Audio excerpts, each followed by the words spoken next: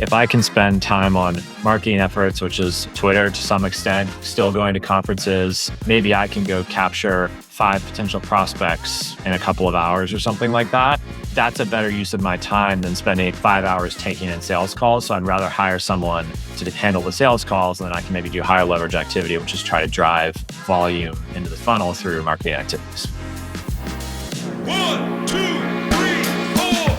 Welcome to the Small Business Mentor podcast, where we shine a light on the black holes of business growth with your host, Alan Pence. In each episode, we explore the leaps and bounds entrepreneurs make as they push their businesses beyond the 1 million mark into the realm of professional sustainable growth. Stay with us as we navigate the journey from brute force to finesse. All right. Well, welcome to the pod. We have Chris Williams with us today with System 6. And Chris is my favorite example of the independent sponsor entrepreneur who got into this and did it the right way. So we're going to talk a little bit about Chris's background, how he got into this and his business. And Chris, welcome to the pod. Thanks for coming on. Thanks, Alan. Happy to be here. Got into it in the right way. I don't know. Give me a couple more years and then we'll see. We'll look at the scoreboard then. But certainly, it's been fun meeting you, talking about DC the other day where I grew up and where you're at now. And yeah, this whole small business acquisition world is crazy, but really fun to be in. Yeah, exactly. Well, Chris moved on to nicer pastures in Northern California or the Bay Area. And I'm stuck here in sweltering, humid DC. As I call it, Jakarta on the Potomac. DC is hot in the summer, but I mean, seriously, like if my life I moved out here, met my wife, like we're building a family here, DC would be on the short list if California wasn't kind of where life has taken me. So I appreciate your pity, Chris. So tell us, what was your background before you acquired? Yeah, so I bought System 6 in July 2021. Before that, I'd had, I guess, a relatively sort of typical finance career. I started out of college in investment banking, did that for a couple of years, and then worked in private equity at a large firm. That's what brought me out here to California. Honestly, really enjoyed my experience in sort of finance, investing. I went to business school and then I thought long and hard, honestly, about going back. Like a lot of people in this acquisition world, I think hated their experience in sort of big corporate and I really didn't. But when I found out about the path of you can acquire and run your own small business, I went to business school to explore what could it look like to be more of an operator driving results as opposed to sitting on the board and sort of asking other people to drive results.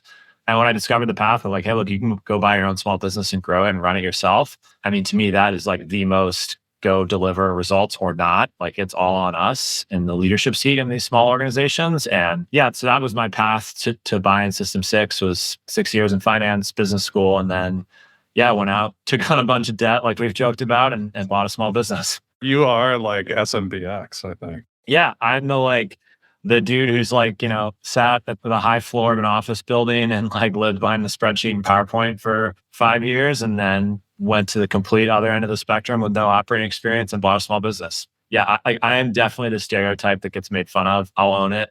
I've got my vest. If it was winter, I'd be wearing my System 6 vest. So the old Dennis Green coats, they are who we thought they are. I'm definitely, in that stereotype a little bit. How big was the business when you bought it?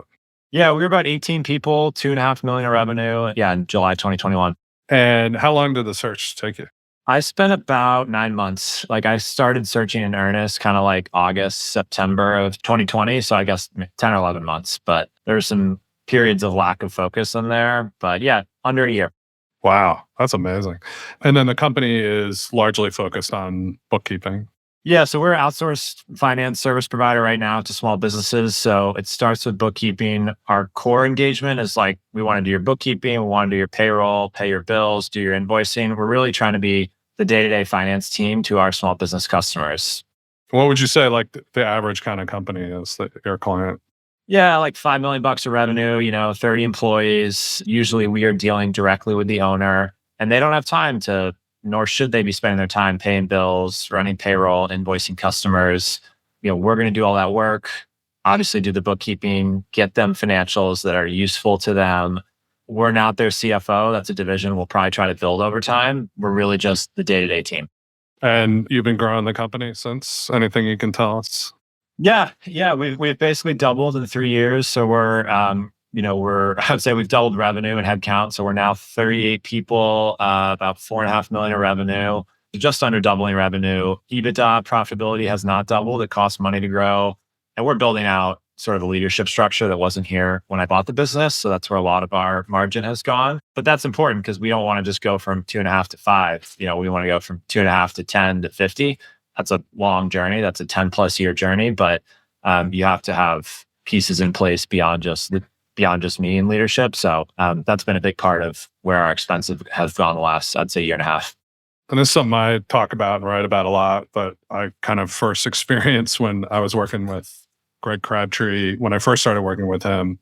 And it was all about how to get over 5 million and building that infrastructure and the profitability going down. And for me, it was like I hired the wrong people, grow up to that, and then we wouldn't be making any money, and then we'd lose a little money, and then I'd have to redo the people and then go back up. And it took me like 3 or 4 years to get through that and that $5 million. But it sounds like you've been really intentional about how to invest. Yeah, I mean, I look, we made plenty of mistakes and we'll keep making them, but I do think doing it early, like I hired a salesperson about 15 months ago at this point, Tim, who you've actually met at some of these conferences.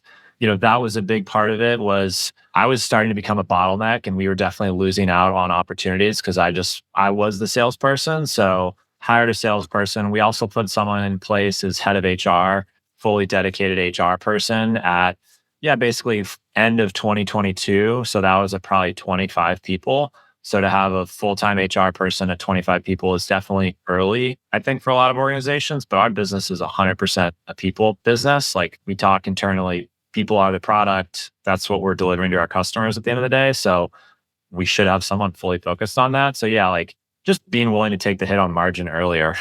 And I think that's like kind of the beauty with a lot of these small business acquisitions is like, the previous owner had built a great business and he was cash flowing it and he didn't want to make those investments to keep growing it. And I get that, he owned it all on his own. So he was putting away basically $1 million of profit every year. So for him to take it from 2.5 to 5, he knew that was going to mean like less money in his pocket for the next few years. So I think he was, and this happens a lot, small business owners got a great cash flow thing, doesn't want to reinvest, take the hit for the next few years. So they're happy to kind of sell it to the next person and let them take that hit and try to grow it. And that's kind of exactly the journey we're on. And you hired Tim where do you think you were in revenue? We would have been probably, so we finished last year at 4.2. We finished the year before that. We were probably like 3.2 run rate or something like that. I feel like that salesperson hire, I did the wrong thing 3 times in a row. I called being our salesperson was like being Darth Vader's admiral. It's like a great job, but you're not going to be there long. It really wasn't until we were over 10 million that I was able to get a really good salesperson. And partly that was just me. I promoted a lot of internal people and who were like kind of good at selling to clients that we had, but didn't know how to really build a sales system. So that was a pretty risky. I mean, hitting it on a salesperson at that size is 1 out of 10 do that. I think we've hit it in some ways, and in some ways we haven't hit it, and Tim will totally own this. And I think it's just understanding, are you comfortable with what you're going to get and what you're not going to get? So Tim had been in the seat before, had sold and closed outsourced accounting services for 5 years before at a competitor of ours. And he's been fantastic at that. I mean, leads are coming in, he's working them really aggressively. He's able to price well. He's had to learn. We price differently. We have a different scope of services than where he came from. So I had to kind of learn how to work with our service team to make sure we're getting proposals that are useful. But one lesson I learned is hiring a salesperson does not necessarily mean you're hiring someone who's going to drive more into the top of the funnel. Tim is definitely fantastic at receiving and closing and is working at sort of sourcing and driving his own business, but he's not, that's not where he spends most of his time. And he would admit that's not his core strength, is having a network that's going to generate leads. So I feel we have gotten a fantastic person who's selling, closing, making sure clients, are transitioned appropriately to the service team. But we do need to go build more of a top of funnel. And that's really more of a marketing engine than it is a sales engine. But yeah, don't mistake made. Look at my budget that I'd set last year and look at what we did, even though we closed a lot of business. I kind of did the rookie, hey, we're gonna hire a great salesperson and they're gonna go double top of funnel. It doesn't work that way. It's often 2 different functions, top of funnel and then actually executing on that funnel. And again, like you have limited funds, right? So you have to invest where you can invest. And I love hearing about those choices you got to make, right? But I think, first of all, the ability to hire someone who was in a similar company, a competitor, that's great if you can find someone like that. Obviously sometimes it doesn't, but it's like at a company like this, where especially you not being, a lot of times people who found a bootstrap a company, they are the salesperson. But buying a company, you're more a financial person. You're not necessarily sales oriented. And so you don't necessarily know how to set up a sales system for this kind of company. So bringing in someone experienced like that is definitely worth it in those kind of circumstances. A lot of times I say when it's smaller, like just figure out how the owner can sell more, because that's how they got where they were. But for your case, yeah, it's a little different. So I jumped in, and I think everybody should do this. I sold a lot in the first 18 months, but I didn't build a sales system. I was just like, and I did 180 sales calls. I had a way I was taking notes, but I didn't have a CRM. My CRM was Google Sheets because that was what was efficient. And yeah, I mean, that was kind of the decision I was making. There were two candidates we were thinking about hiring. One had I would say was a more senior salesperson that had a network that he could probably prime and drive more leads out of, but had been in larger organizations where, yeah, he hadn't set up HubSpot before. And he also hadn't sold exactly what we do. Like he had sold to CPAs, but really sold more software to CPAs. And, we then ultimately are working with small businesses. So I kind of made the decision, yeah, like let's get someone who I know can sell day one and can also like design HubSpot because he's used it before at a very similar company. And you know what? It'll be my job to go continue to drive top of funnel. And yeah, I think that's just the way to think about it, is like who can set up the system, who can actually sell, and then who can build the funnel. And that may not be the same person. You got to decide what you want, what you don't want. Almost never is, right? And so I think that marketing is a distinct function. Obviously, you don't have the ability to go hire, high-priced people who know how to do all that stuff in each function. So you got to kind of cobble it with what you can. But I do think that's a really important distinction for people to understand, is like marketing and sales are not the same thing. Generating leads and then closing are totally different skill sets, I think.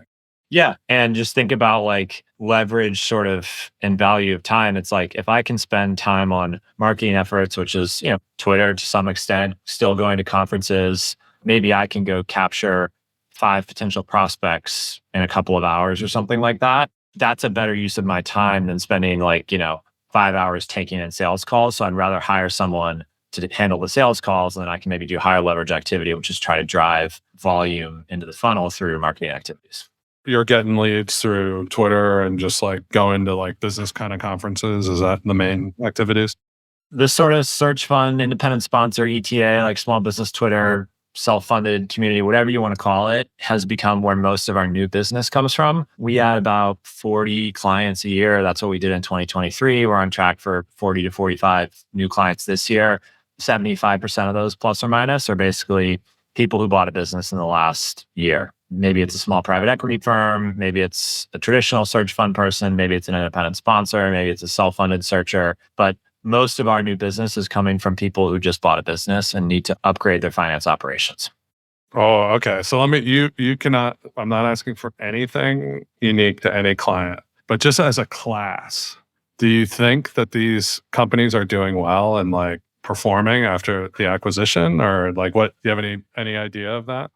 Yeah. So I think that the vast majority are, when people are buying a business in a good industry. Yeah. We have, I can pull it up, but probably 45 or so now total kind of, hey, I just bought a business type clients. And the ones that are doing well are generally people who bought in growing industries that have good revenue profiles. Like, yeah, the ones where there are challenges, it's people who bought businesses in really cash intensive, maybe manufacturing businesses where you have a complete mismatch between cash coming in and cash going out, or project-based businesses. I think that's really what it comes down to. Like, yeah, there's some operators that are better than others, but everybody's kind of a rookie for the most part. And they're all making mistakes, myself included. But for the people who buy in a good industry, they're able to manage. But it's the people who buy in sort of project, really cyclical businesses that we are seeing definitely some people struggle.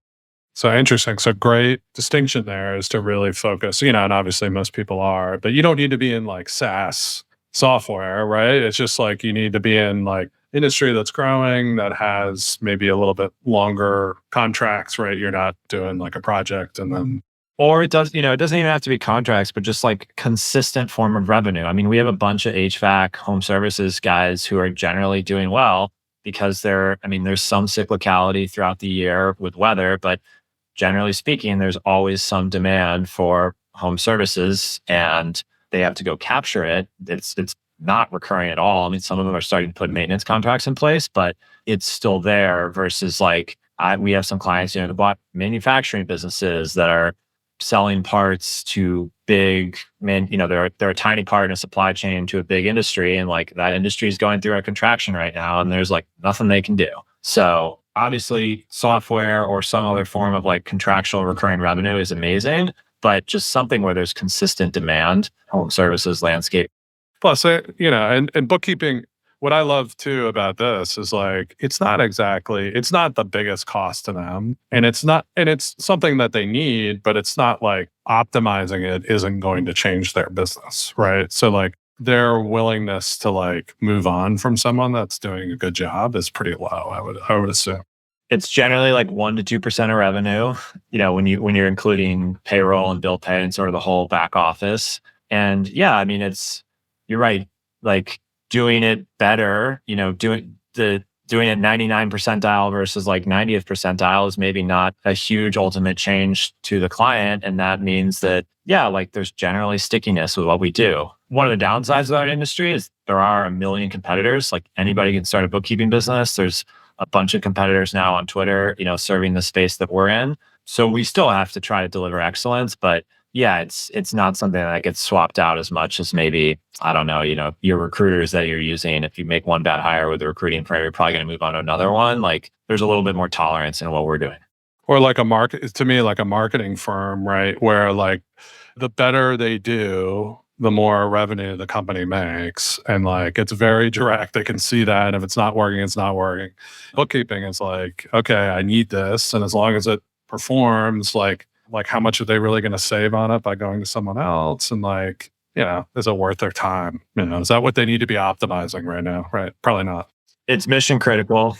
What we do, which is we pay bills, we do payroll. We are stepping into things where there's probably less tolerance for mistakes. If your bookkeeping's off for a month, that's okay. But if we screw up payroll, like we're going to be out of there. But on the flip side, like I want to be doing sort of as sticking as many fingers kind of into our clients as possible, because that's just, as long as we do a good job, it makes us even stickier. It helps protect us against AI. I think if you're just doing very simple bookkeeping, you're going to be in trouble in a few years. So that's why we're trying to do more than just the bookkeeping. But yeah, it's a good industry. And then moving, it sounds like how much do you think you can grow with the customers? So like, do you think you can take on where do you think do you have a revenue cutoff, you think, where it's no longer? So one thing that we've seen happen is customers will hire a controller and then maybe we will lose some of our scope. But we even still, when a customer hires a controller or a CFO, like that person doesn't want to do the bookkeeping. They don't want to do the basic payroll processing. So we could, I think, we could grow more with customers if we were offering CFO or more formal kind of controllership services. But honestly, like the big transition off point has been either when someone gets big enough where they need to leave QuickBooks Online, like we don't manage them on QuickBooks. We don't manage anything other than QuickBooks Online. So if you get to $30 million of revenue, maybe you're going to go to Sage or NetSuite or something more of a mid-market software solution. So we would lose a client at that point. Or, like if they start to get above, I think once they get above 15 million of revenue, they do think about it, because there's still some drawbacks to us being remote and not being in their office, so to speak. If they've got inventory moving through, there's definitely some benefits that having an in-house team. So clients definitely look at it once they get above 15 million, but honestly, we haven't seen a ton of churn above that point. Is that the demarcation point for a controller, do you think? The conversation starts happening at 10. I think that like at 10, there's stuff that we're doing that is effectively a controller. And then, as they just keep getting a little bit bigger, they start to ask themselves, hey, is it time for me to go spend 150 grand on a sort of full-time person who's just managing all of finance? We went through all that. It's the back office costs really mount as you grow, right? So you mentioned, let's just hit real quick on the AI stuff. So you think AI is kind of coming for the basic bookkeeping activities? Yeah, I mean, it's definitely coming. And I think, look, there's a chance, the big question, there's a chance in 10 years, the big question is like, we might be pretty screwed in 10 years. But I just don't think anybody knows that. It could be a ton of leverage. And I think what probably happens is it makes what we do look a lot more like systems administration, where we're really just implementing and overseeing whatever QuickBooks looks like in 10 years from now, whatever Gusto payroll looks like. They're going to be a lot more automated. And it's our job to just kind of manage those systems for our clients. But yeah, I mean, even right now, the rumor is that like Intuit's got some pretty compelling AI stuff that they're going to roll out at some point this year that, yeah, for this super simple business is going to do 80-90% of the bookkeeping that right now you might be paying somebody $200 a month to do for you. Everything that we do is basically we implement and manage cloud-based financial products, payroll software, bill pay software, accounting software, invoicing software. All of those software companies are trying to implement AI and ChatGPT stuff as fast as possible. So for sure, it's going to be a part of our industry going forward. I think, to be honest, it's going to take a while for it to get. Yeah, I think it'll do some low-level tasks, but it's the amount of human in the loop you're going to need to make sure it categorize things the correct way, and that and the other thing, and teaching it and designing it. It's still going to be a high amount of involvement. And you recognize it really only works if there's like pretty good data coming into the system, so to speak. And with these small businesses, often like there isn't, because it's one thing if our client is a software company where all their expenses are coming in on a credit card, they're using Brex or Ramp or something like that, very consistent bank accounts across a bunch of different clients, and you could probably implement AI there. But we've got 180 businesses in a bunch of different industries. A lot of them still get paper invoices from vendors that they got to scan in. Like, you still need some human oversight in those processes. The other thing I would be excited about is like talking a little about, on the CFO side, is like if you could start using the data from your customers to better help them understand where their businesses are going. Like you could be like, hey, this is when the controller comes up, or this is when these things happen, depending on the industry. I mean, depending on how many clients you have, like you could say like your margin profile is going to change in the next couple of years with your growth. And that's the stuff I think is going to get really exciting. And it's sort of CFO like, but it's just like financial analysis, right? You and I think of CFO. Yeah. I mean, in a lot of ways, companies got to be a lot bigger before it's truly a CFO. But yeah, it's basic benchmarking. We are not super industry focused, which one of the downsides of that is like, we don't have 60 clients in the same industry where we could spit out a benchmark report, which would be really useful. But I do think, AI should help with our client facing managers who are, really good accountants, really good at setting up systems. They're not as comfortable like providing advice because that's, for in an accountant's world, that's in the gray area of what should you do as opposed to it being a hard and fast accounting rule. But I think, if QuickBooks has some product that sits on top of it, there's already a bunch out there that try to call out, we've seen this expenses, starting to get bigger. It should, it may spike 3 months from now because we've seen that with other clients. Like those types of things should come over time. Yeah. Like, is it going to create really sophisticated CFO stuff? Probably not, but basic call outs. Yeah. I think AI should be spitting that out in the next couple of years. Well, and I think it'll give you the ability, like if you add that as I agree. I don't think the accountants are maybe the best people to do it, but it's like sort of like consultants on top of that. And then you can use that data set, right, to serve a lot more customers with a little bit of, higher level human input. So kind of talking about that, like how you manage the business. So one of the things we had been corresponding on X about was your concept about managing through pods. So kind of describe what that is and why you opted for that.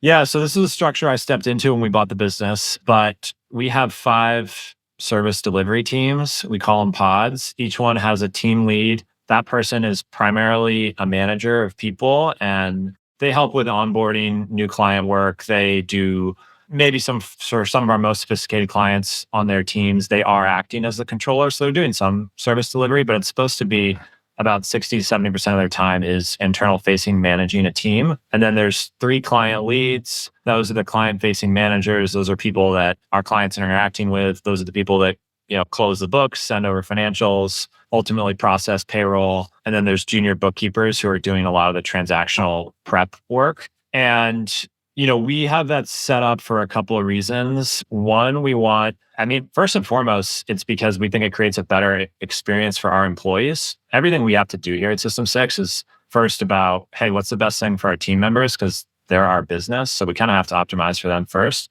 And so we felt like if we put someone on a pod, sort of a 5 to 7 person pod, they've got a very specific manager, they're in a small, intimate team, as opposed to just being one of, 15 client leads kind of lost in a larger pool. We like the idea of creating a smaller environment that they're working in, and that makes them have deeper relationships with their coworkers, because it's kind of like they really feel like they work in a 7-person company that, we just happen to have 5 of those 7-person companies. So let me just get this straight. So each pod has the same skill sets in it, sort of roughly, and each one operates sort of like its own unit, rather than having like all the people who do book entry are just in one group across the company. There's one person or whatever assigned to each pod. Yeah, the pods do have, some of them are more. This pod happens to have a bunch of HVAC and plumbing clients, so we'll tend to try and push HVAC and clients when they come into that pod. But in terms of the services that they can deliver, yeah, they're all basically delivering the same services. It's sort of like a matrix management idea.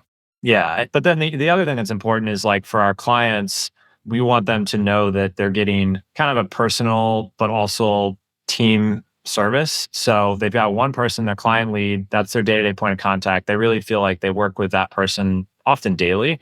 But then, hey, there's a junior person underneath them, and then there's a manager above them. And so you have kind of always 3 people that are familiar with your account. But then, because those 3 people sit in a group of 6 or 7, if something happens to one of those people, someone gets sick, it's much easier for someone to kind of jump in and fill the hole, versus if we were just pulling some random client lead from our pool of, let's say, 15 client leads to step in for Ashley when she goes out sick. Instead, we're asking, Ashley's peer, who's one of 2 other peers on that team, to step up for a week because Ashley went out sick. Like, that works better when it's in a smaller group, because let's say we're pulling in Alan to cover for Ashley. Well, Alan's on this pod of 7 people with Ashley, and they know each other. We have huddles every week in that pod. Like, yeah, it's going to suck for you for a week because you got to step up, but you're more willing to do that when you are like in this close group with Ashley versus when Ashley is just one of 15 peers of yours. So it's like that continuity protection is pretty important to our clients, and it works better when it's in a pod. Yeah, well, I certainly love the continuity. I mean, that scares me sometimes in different businesses. Yeah.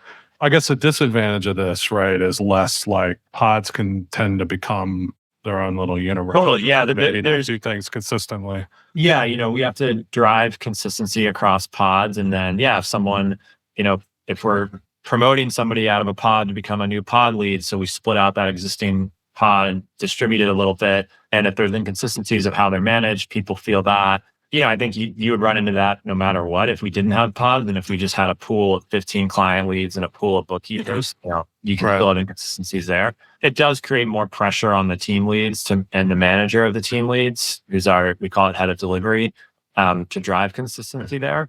The other thing that we really feel is, like when someone quits in a pod or we have to fire somebody, all of a sudden that pod just went from 6 to 5 people. Like, for that pod, that's a really painful departure, versus if we are kind of more spread out, losing 1 of 15 is less painful than losing 1 of 3. The flip side of that is it kind of isolates problems. Like, when we're having a problem with a pod, it's like that pod is isolated, but the other pods are kind of doing their thing. But it does feel like at times, oh man, I've got $5 million businesses, let's say, and that's in some ways more fragile than if I had one kind of large group. But it really just, it creates nice accountability too, because at the end of the day, you've got 5 pods, each one has a team lead. We have a problem with service delivery or with margin or with employee happiness. Everyone's got a manager, a very clear team lead, and we can go to that person and work with them, versus, if they're in a much larger team, I think it's easier to point fingers. Yeah. Gotcha. That's interesting. Like, I'm trying to think, like, our business is in government contracting, like effectively sort of managed that way, because our services, well, the one thing for us is we wouldn't have an alternative because our services aren't regular enough to like have a pool of, we could have a pool of like client managers, but we couldn't have a pool of like bookkeeper people because they're all doing different things, right? Yep. So there's no like consistency across like that. Yep. A little bit, but not a ton. So it wouldn't effectively work. So essentially every project is its own thing.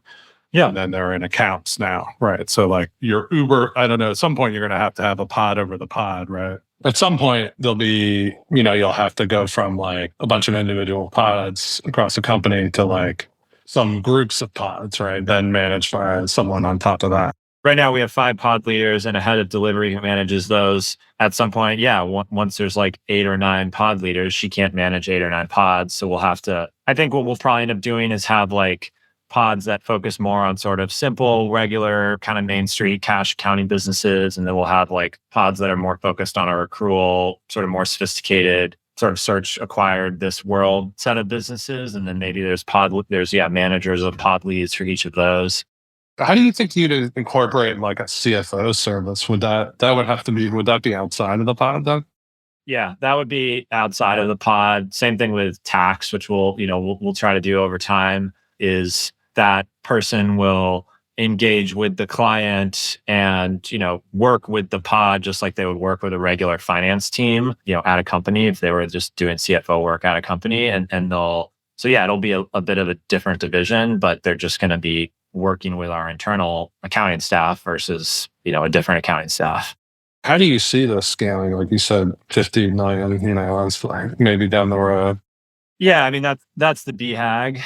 But I mean, I've written it down on paper so that the long-term goal is one-stop shop for recurring professional services to small businesses. I mean, we see it in their P&L. Like they're all paying for bookkeeping. Obviously, they're paying for taxes. We don't do taxes. We should do that. Generally, when they start to get about 5-6 million in revenue, we see some of them starting to pay $2,000, $3,000, $4,000 a month for a CFO. We should do that. So that's kind of like System 6 finance, tax, finance back office, and then CFO. And then, insurance, HR, those are adjacent recurring professional services that we could be getting into as well. I think CFO and tax is the first thing to go build. Like, let's just surround the clients with the finance needs that they have. But I think it would make a lot of sense for us over time to go buy an insurance practice, buy an HR consulting practice. We run payroll for 120 companies, but the minute they ask us, hey, can you help me figure out the right benefits package? Like right now, we legally can't do that.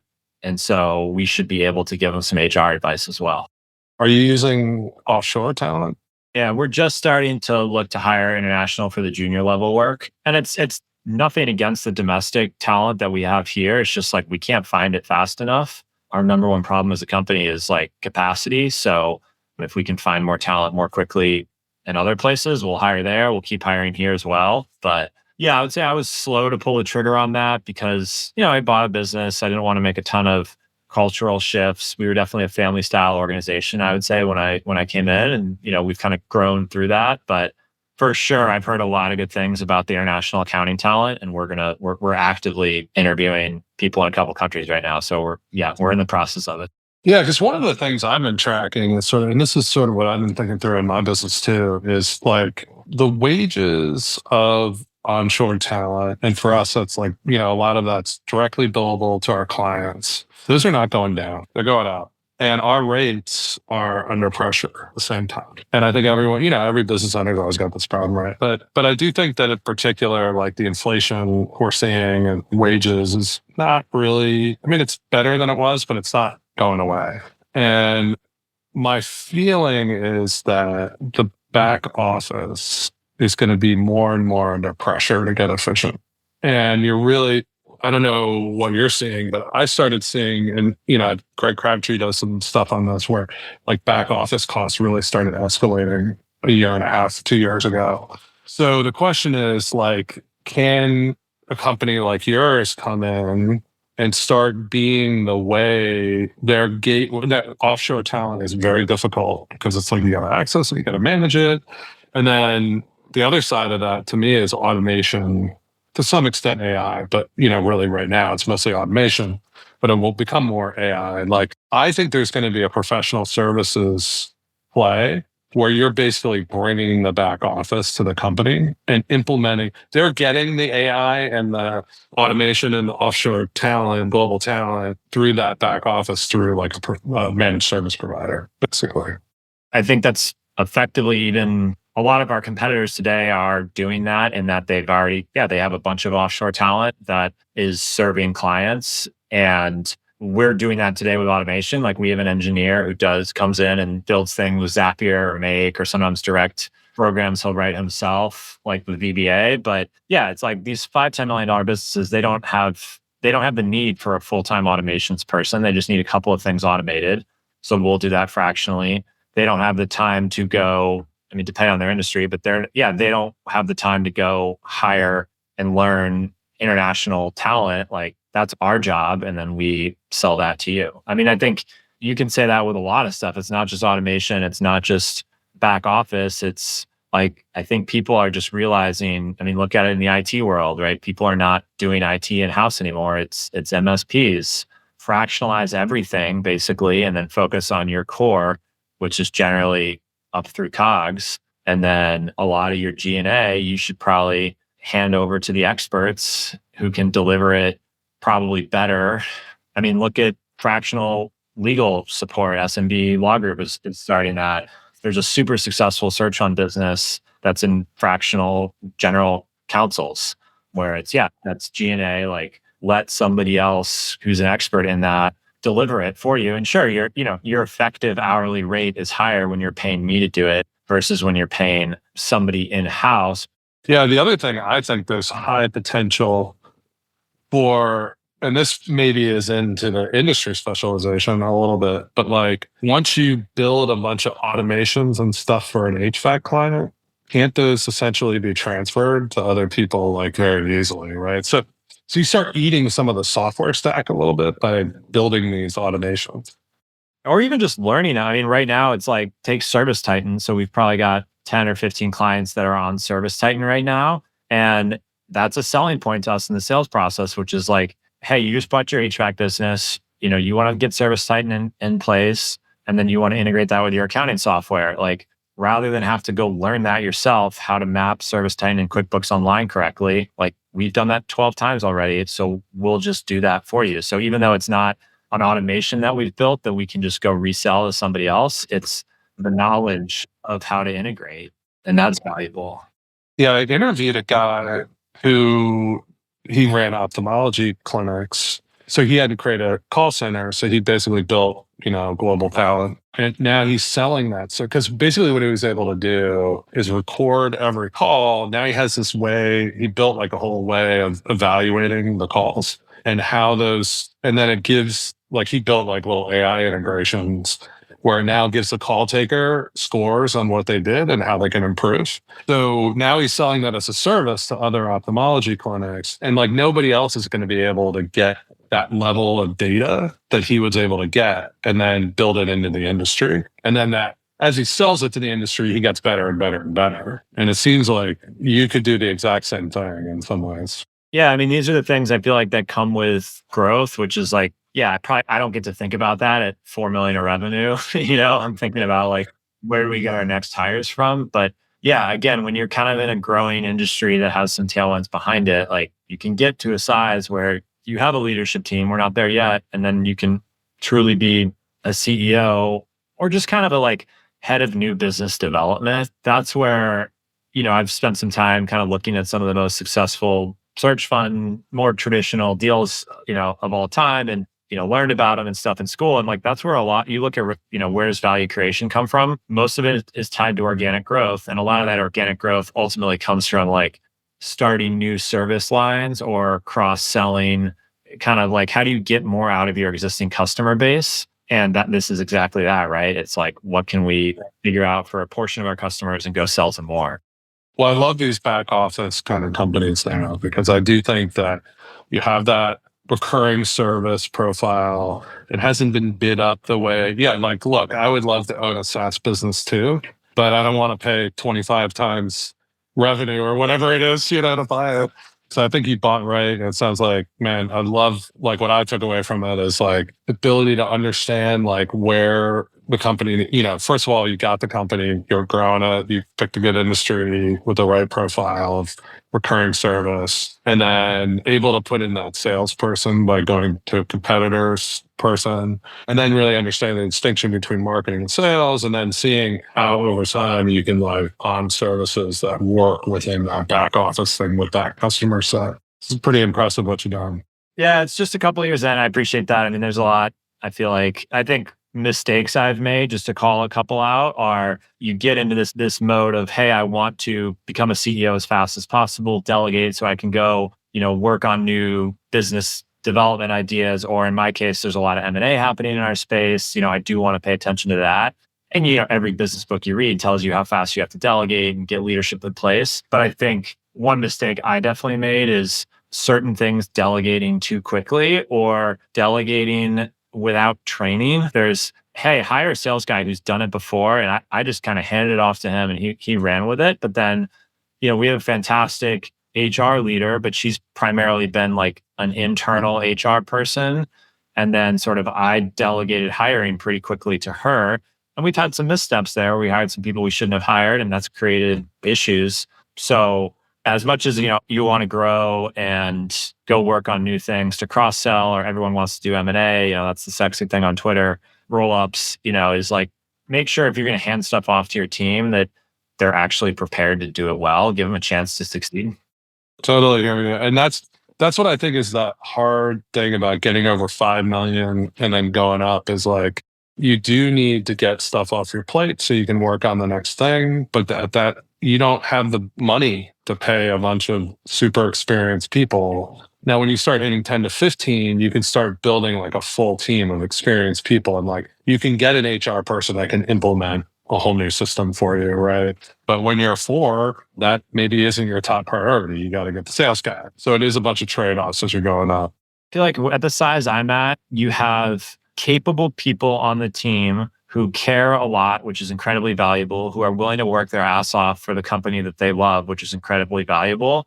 And the thing that you want to give them, they probably can do, but they need more resources to be successful in it. And I think that's where I've fallen short a little bit, which is just like, be very specific on what you want them to do. Don't just give it to them and assume they're going to run with it. Very specific on what you want them to do. And then also like, give them some training. Like, you've got someone who cares, who's around whatever it is you need them to do. Maybe they're around sales, maybe they're around HR. You think they can step into it. Go pay someone 10 grand to train them a little bit. And then, you can't go afford to buy someone or hire someone for 150 grand, to do this full time who's a seasoned executive, but you've got somebody really solid. You just need to give them a little bit more of a chance to succeed. Invest in them. That's awesome. Well, Chris, thanks so much for doing this. We are at time. We'll catch up again soon. I'd love to hear how the progress goes over the next couple of years. I'll see you at Main Street in October. And by then, the hope is we have a head of talent acquisition in place. So you can hold me to that. That's our next big step. All right. We'll do a short when we're there and on how that's going. I'm probably going to say no and have an excuse, but that's the goal. I somehow like that. Thanks, Chris. We appreciate it. Have a good one. All right, Alan. Thanks for the time. You've been listening to the Small Business Mentor podcast, brought to you by Alan Pence. For more insights on how to navigate your business through its black holes, visit @apence on X. Don't forget to search for Small Business Mentor in your podcast app to subscribe. Thank you for joining us, and here's to your next leap in business growth.